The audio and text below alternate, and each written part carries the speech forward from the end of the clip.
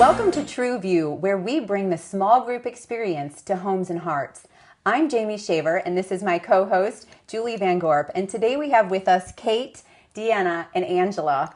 Our topic today is adoption. And Kate, I know that your family has chosen to adopt, and Deanna, you work with a lot of adoptive families through orphan care and lots of programs that you run there. And Angela, we're just glad that you're here to join us and talk about this important topic.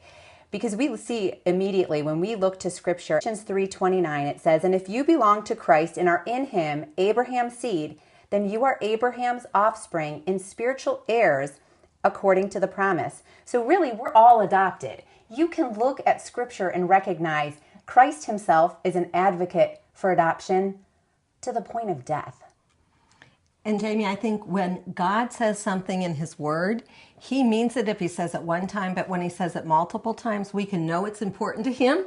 And that whole spirit of adoption is also mentioned in Romans 8:15. And from the Amplified Version, it says, "For the spirit which you've received is not a spirit of slavery to put you once more in bondage to fear, but you have received the spirit of adoption, the spirit producing sonship, in the bliss of which we cry, Abba, Father." That's the privilege we have as those who are in the family of God.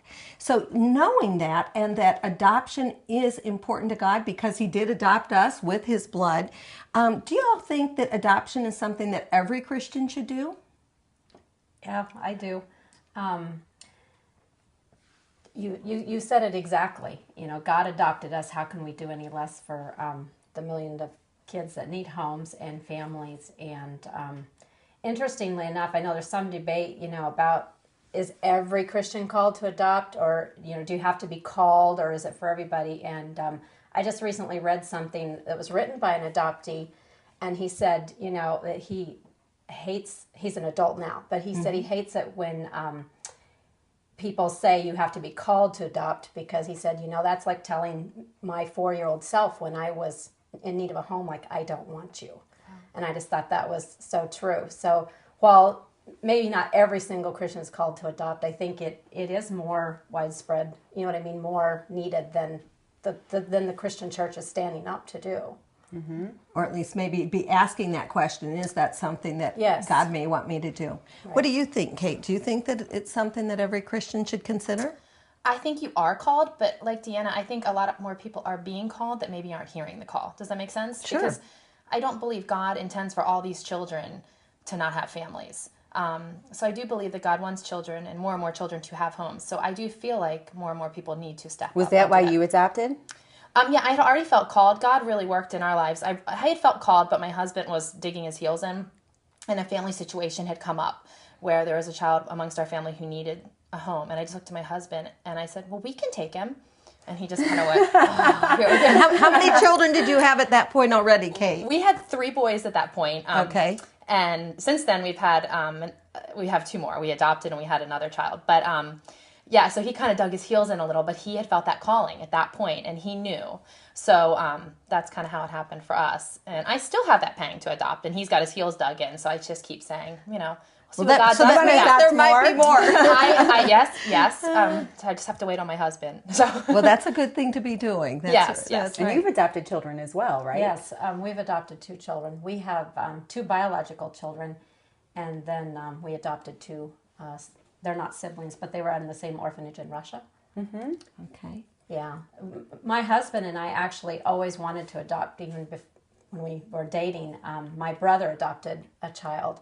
And so we got to see firsthand, that beautiful experience of bringing a child into a family, and, just everyone loved him, just like all the other grandchildren and nieces and nephews. And so my husband and I always wanted to adopt from the beginning of our marriage. And then we did have 2 children of our own, and then we ended up adopting 2 more. Okay.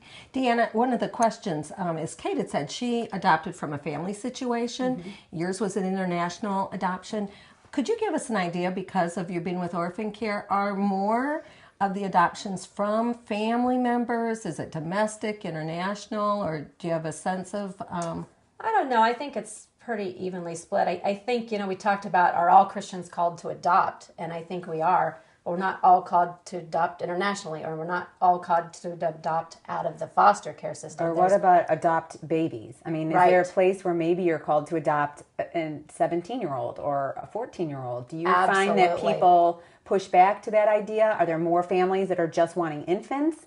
I think, predominantly. I mean, when people start out, they want an infant because obviously that's going to be easier to get the baby earlier than a teenager that has all kinds of issues. But the need is really growing now for adopting older children. And it's amazing, like even 17 and 18-year-olds that are still like asking for somebody to adopt them. And we think, well, they're already grown. But they still need a family. They need somebody to bring their fiance home to and to have grandparents. I mean, that need for a family never goes away. And you nannied for some children that were adopted, right? I did. What did you see in that home? Like, what was that experience like? It was really fascinating because all 3 children were adopted. 2 were biological. It was a little boy who was a few years older and then a set of twin girls.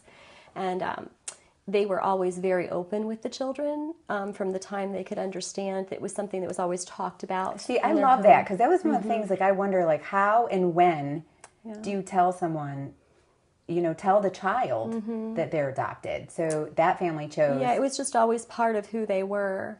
And a funny story, I can remember when their son was in elementary school. He was young. I don't recall the age.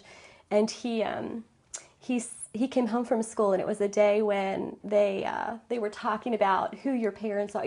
What do your parents do? And I guess Andrew said, my mommy's a doctor and my daddy's a lawyer, and I'm a doctor too. That's just how he understood adopt. He was just too little; he didn't quite get the words out right. But it was just he always kind of associated did what his mom did, and so that was really fun. But I feel like God has surrounded me much of my life with adoption, and while we haven't adopted, my heart would be open to it. But one of my dear friends, she was adopted at birth, and we have a number of friends who have adopted, and we've watched that process, and both domestically and internationally, and it's a beautiful thing. It's amazing how many families are impacted by adoption that you don't even realize, But what about the backlash? When we talk about families and we see that those who are adopting, are there situations, or have you had to counsel people? Like, I'm interested in what all of you have to say on that. Is there some backlash where people are saying, I don't want that child around my healthy children, especially if they have a lot of issues, and they're coming from places that they wouldn't need to be adopted if they were coming, depending on those situations, if they've been hurt and they have issues. Is there that pushback ever from family members? And if so, how do we help those people? Or what are some of the things you see? I think that there's definitely pushback on that. And I always just tell people, like, if you don't adopt him, who's going to? I mean, how can you close your heart to a child that needs help by saying, the Bible tells us we're not supposed to live with a spirit of fear.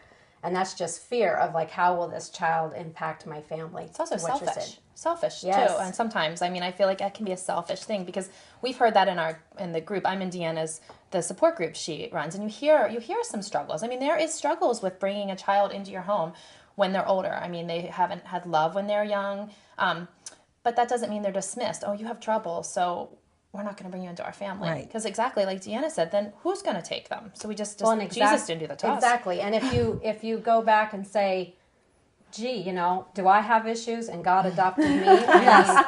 Hello, we're all special needs. That's right. And we're all messy, broken people. And God adopted us. Jesus died for us. How can we do any less for children? While we were yet sinners, he died for us. He didn't wait for us to get cleaned up. Yeah, it's a good thing he didn't have that same philosophy. He would have just stayed in heaven. Right. Get your act together before I'm going to adopt you, because I certainly would never have been adopted. I don't want you messing up my family. That's right. But it is scary and hard. It is scary. What are some of the big challenges that you face, Kate? Well, it's hard in that my philosophy, I was a special ed teacher before, so when I went to adopt, I thought, I saw all these behaviors in this kid, and I remember looking at him thinking, oh, I will have you fixed. Yeah. Really quickly. Like, when I start my behavior mod, you're going to be turned around. I was prideful in that. I bet 30, 60-day program, right? No, 10 steps. Yeah. But I will say, with structure, we had changes quick. But there was a lot of damage done in those early years that I still have to say, I can't fix them. Only God can fix them. Amen. Yeah. That's very hard when you're living with it, because you see this child and you think, why are you still lying to me? Or why are you doing this? But I have to keep relying on God and knowing only God can fix them. So, and that does affect your family, but you have to turn that around within your family and teach your children grace. So yes, there's some hard things, but at the same time, my biological children can learn grace. They can learn to deal with situations in life. You know, we're not living in a bubble, and they're learning to do the right thing as well. So Now, how old was your son, correct? And how old was he when you adopted, and how old is he now, Kate? he was almost 4 when we adopted him, and now he's like 9.5. Okay. And my other boys were, well, I only had one 7 months older, and then they were all 2 years older. So it was I had a 5-year-old, 7-year-old, and 9-year-old when we did You're a this. busy woman. And Angela, you have been friends with Kate for a long time, and I just kind of want to hear what's your perspective in watching your friend have this adoption, and what have you seen? I need to The sit down. positive changes. Well, the positive difference, because I think whenever you see a friend growing through any situation, as an outsider, what did you see? Well, I think that, I look at I love Kate's family. So, I mean, it's really hard for me, to sit here and kind of step back. But I think that, the adoption's beautiful. And I love all of her kids. And I just, I see a lot of grace. And I think that that's just really beautiful. And like she said, I think that the opportunity that her children have had to, how else would you get the opportunity to extend that much grace as a child? Then that day to day, they say, the people in our lives, people rub us to polish us off. They're there to stretch us. I think, That's and right. I do think that, you're going to be well polished, and that's great. That's you know what I right. mean? Like, I think that The sandpaper sometimes that you need in your life and I that is think going to smooth out that rough edges. Well, honestly, you realize often it's not the child that you adopted that needs to change. Yeah. It's yourself. It kind of is hard because it's that mirror. Yes. And you're thinking, I got to change this kid. And God's going, no. Look right real. here. That's right. Yeah. And with that, Kate, and I'd love to hear from you as well, Deanna. Adopting, what have you seen of what God has done or taught you in the process? And how's it impacted your relationship with God? Do you want to go first, Deanna? Go ahead. Okay. It was very humbling. I realized that I am not the perfect parent. And then I had so much to learn that raising an adopted child is very different than raising a biological child in my mind. Do you think that's true, Deanna? Yeah. The way we address Definitely. issues. Give us some examples of that, Kate. Okay, so lying. We have a lot of trouble with our adopted son with lying. And, consequences don't always work with lying because it's a heart issue for them. It's a trust issue. If I tell you the truth, you may get rid of me. So I'm going to lie. I don't care if you watched me take this off the table and saw it with your eyes. I will deny it. Because if I admit it, you might get to me. So I can punish him. Well, you lied. That I can keep punishing, but that's not going to reach his heart. So there's a lot of books and stuff out there that teaches you almost a whole different parenting style. And it's been a challenge for me personally to embrace because it is so different than what I did with my biological children. Yeah, I think with us, we had 2 close together, and then there was kind of a gap, and then we adopted the 2, and we always just said through the years that they were so much more needy than our older children at that same age. And even up till now, I mean, we adopted them when they were 1 and 2, and now they're 15 and 16.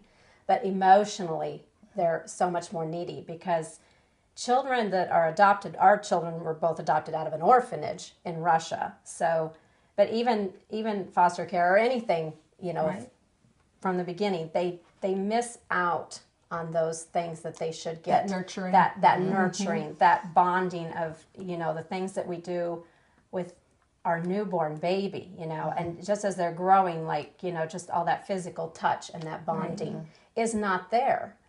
And so they're always missing that. Even when you get them young and they don't know they're missing and you don't really realize what they're missing, that's always missing. And it's not that can't be overcome or, that you aren't going to bond with them because, we have great bonding with our kids, but they're missing that, and they're missing some of those connections in their brain and everything that help them what we call self-regulate, and so they're more emotionally needy. So yeah, we really notice that with our kids, with our adopted kids, that they're just. All right, well, this is a question that may be hard for you to answer, but is it challenging? You both have biological children as well as adoptive children. Is it a challenge to not show partiality to your biological children? Would you, and along with that, I guess, just that whole, would you be able to say you are able to love your adoptive children? Because I think that's a question a lot of people would say, is I could never love another child as much as my biological children. Is that something that you've wrestled with? I think that as far as the first part of your question about, do they feel different? Our biological children were, I guess, 9 and 10 when we adopted. And so, we included them from the very beginning. We explained, there's kids in other countries that don't have moms and dads, and we'd like to give them a home. And so we really brought them along in the process with us. So they were so excited. I mean, and to them, it's just perfectly normal that your siblings are adopted. They don't think anything of that. And so you bring them into the family. I have never felt anything from my older kids like that you treat them differently. But you know what? Even when I only had my 2 biological kids, I told them all the time, it's not fair. I don't parent child 1 like parent 2, even though they're both biological. They're totally different personalities. One's more sensitive. One needs different guidelines. So you parent every child differently, adopted or not. So, I think that's a great point, Deanna, because people who are afraid of that, and you might hear that, as an excuse or reason not to do the adoptive. I've got 4 children, and I'd say the same thing. I love them equally, but I may have different fellowship because our personalities are a little bit different, or because of the bent of the child, you're going to respond differently. Just like you were even saying, with yours, if you had a child who had a lying issue, even if they were biological, there would be some things. Clearly, that's enhanced because of the rejection or abandonment issues and things of that. And I would say on the love note, I had a lot of guilt early on because I got a 4-year-old with a lot of behaviors, and I didn't have the warm fuzzies, and I had a lot of guilt with that. And I had to really work through that love is a choice and an action, and it's not the fuzzy feelings. And it is okay if your feelings are different, but you choose to love, and God will give you what you need. On the partiality thing, I did struggle with that, and I do sometimes. I have to stop myself because with our adopted child, sometimes there's a lot more behaviors, and I can kind of get on that cycle of I got to stop this, and sometimes I have to say, would you have disciplined the other child this way? I have to be very aware of that because of the behaviors and stuff. I'm a little super sensitive and trying to be on it more, so I do have to work at not being partial. I try very hard, and it's not because of favoritism necessarily. It's just I have that urge to sometimes fix, and I have to keep saying, I can't fix him. That's because you're a mom. I can't fix him, and okay, you can let that go, because you wouldn't have disciplined your other child. So for me, it is a little bit more work. And he was very, I don't know, Deanna, he came right at the same age as another son of mine, which is a little bit of a challenge, I think, because they're 7 months apart. So it was hard not to compare. But that made it a little bit of a challenge too. But that's what God wanted. So we just worked through it. I think if, you mentioned about the loving them, I run into this a lot in our orphan care ministry because we have adoption support groups and different things. And, that's a question people ask. Will I love this child as much as I will Bella? And I haven't found anybody that doesn't tell me the instant they get that child in their arms, they are in love, Yeah. I mean, like Kate said, it's not like when you get an older child, there aren't days where, the behaviors are like, maybe I don't really like this child very much. And love is a choice. But down the road, I mean, I never think about any difference of, how much I love, that you're my biological child and you're my adopted child, and I love you differently because and even as you say that, Deanna, I remember a friend of mine who had one child, her oldest son, who she just was, of course, crazy, wildly in love with, and then was very concerned even about having a second biological child, thinking, can I ever love this other child as much as I love this? So, some of those fears we associate maybe with adoption when you go, that would be true even if you're looking to have another biological child. And some of the things like you can see too is even when you have biological children, if you have a child who has a certain personality types, it can be difficult not to be partial within your own biological family. Right. Did you find that even with watching others when you were a nanny? I didn't see a lot of that. I think because all 3 were adopted, they didn't have a biological, there was not that mix. So I didn't really see that. The twins were very different personalities than their brother, and being little girls, and they had a ton of energy, and there was that whole dynamic. But I really didn't see it as an issue of partiality per se. No. One of the things that I hear people talk about when they're looking at adoption, and clearly it's a difference if you're adopting an infant or an older child, and certainly like in your case where it was a family member, or if you're going through an agency. So to talk a little bit about what are some of the financial costs that are involved with this, especially for if you're looking at an infant, what might be some of the issues that are there? Do you have a feel for that? And maybe with your working with orphan care, Deanna? Yeah, typically international adoption has become just outrageously expensive. It's really, most people that explore international adoption now almost feel like it's impossible. Like, what are we talking about? Like $40,000-$50,000. Okay. Yeah. Wow. And that's a lot of money. And there's a lot of organizations, and in fact, our orphan care ministry does have an adoption fund that people can apply to and get interest-free loans or a matching grant. And so there are some financing ways, we always tell people, don't let the financing be the thing that stops you. And a lot of times for the husbands particularly, that's a concern. It's like, it costs too much. But I could tell you all kinds of great stories of people who've just overcome amazing, Well, our God is big. Absolutely. And there is no financial problem. Then you can overcome that. I could tell you, I had 3 friends in a Bible study that I was in before we moved to Pittsburgh at our old church. And they were 3 sisters. They had all adopted internationally. And the youngest of these 3 sisters, she just recently sent me something on Facebook that she started a fund. But they were all 3 very creative in financing their adoptions. The one sister started a jewelry business, and she made jewelry. And when people found out that was why, she would go around and just sell, do all sorts of fundraisers and things like that. They just had a number of, I think they did like these bouquet cake pops. And my friend Christina actually wrote a book it's an adoption story. And I saw yesterday, it's on Amazon now, but she likened the adoption process, kind of going back what you said about the comparison between your biological children and your adopted children, I think the analogy she used was, your biological children, you grow your adopted children in your heart. Over the months that you're waiting to get these children. You go and you meet them, and the process is so lengthy. She adopted, I think, from Africa. And just this process of waiting, and just how she was pregnant in her heart with this child. And so she wrote this book and just about their adoption story to help fund this adoption. And so they've been really good about that, the financing end of it. But it can be challenging. It's very expensive internationally. Yeah, international is expensive. If you adopt out of foster care, it's inexpensive. Yeah. Because what's inexpensive? Like, give us a ballpark for that. My understanding from what they say is there is no cost to adopt out of foster care system. I'm sure there's maybe like your agency cost, maybe a few $1,000s, but basically they need parents to adopt out of the foster care system. So the government is already funding the expenses of the child anyway. So it's virtually free.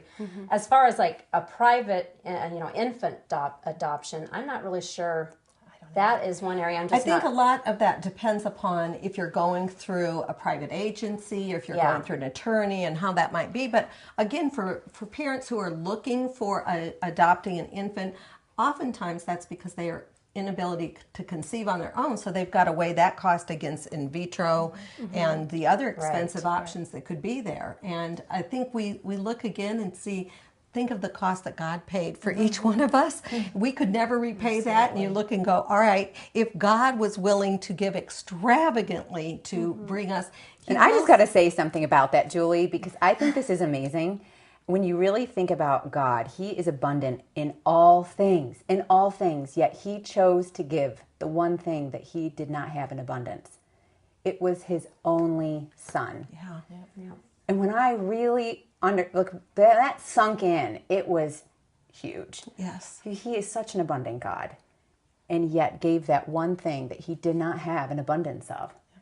And I just think that's beautiful to think about. But I want to know, what are some reasons that people don't adopt? I mean, when you talk to people, what are some of those fears? And I think we've hit on a lot of them. I mean, people think I can't love an adopted child as much as my real child, and financing holds up a lot of, particularly men.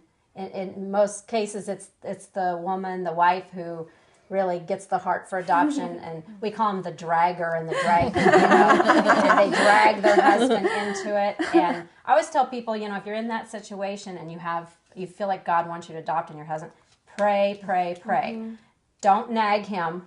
Just keep praying that God will change his heart, and to bring him around. So, with that, is there like an ideal adoptive family situation that you would describe? Is it where both parents have kind of come to that place where they agree? Do you see that very often? Like, is there anyone that shouldn't adopt? I think it's very important. I mean, that is one of the very important things. You have to be on the same page with your spouse. Mm-hmm. So you can't drag your husband in and say, well, he'll learn to love this child. That's a big red flag. Mm-hmm. Don't do that. You have to be united, because, as Kate said, there's going to be issues and behaviors, and you're going to have to deal with these things. And if you don't ever want one spouse to come back and say, well, I never really want to do this, and have that resentment. So that's very important. As far as your question, about should people not adopt, I mean, I think everyone can adopt and should adopt, but we do have certain things that we tell people, that couples going into it, that there are some things that they need to know. And one of those would be, that adoption is not plan B. Adoption is plan A for this child. Mm-hmm. And you can't go into it thinking we're only doing this because we couldn't have our own child, or we're only doing this because, this child is ordained by God to be in your family. That's plan A. That's a great point. I always told my son that exact same thing. It's a big joke in our house. We say, Jacob, all these kids God got to pick, but he gave us some choice and use. Of all the kids in the world, we picked you. And he smiles real big. But that's huge. I mean, I think that whole element. It's a joke, and the other boys go, hey! And I'm like, I'm sorry, I got stuck. They know I love them. But another thing, too, is if you're not called to adopt, you can support those adoptive families. Mm-hmm. And one way is don't judge. Mm-hmm. That is a very, very hard place. A lot of people will pretend they understand what's going on, or they'll say, my child does that same thing. But until you've done it, you really don't get it. So just love those adoptive families, provide support and encouragement. What are some of the services that you wish, or that you even got through Deanna's organization and the support group, Kate? There's lots of support groups. You have to find one that matches your style. I really like the one that is at Northway that Deanna runs, because it's very structured. But, there's lots of them. You just have to find the right fit for your family. Well, and the wonderful thing is that we can know, just like when God has adopted us into his family, we have all of the benefits as heirs. If the Son, Jesus, has all of what the Father has, he says, everything that I have, you have, that whether you are a biological child or you're an adoptive child, you have all of the same benefits. And that's just so amazing to me to just look and see. And we just are so grateful that you have joined us here for True View, where we bring the small group experience to homes and hearts. And you can find us, and we'd love for you to connect with us on the True View website and Facebook. Here we are, Jamie and Julie, committed to truth.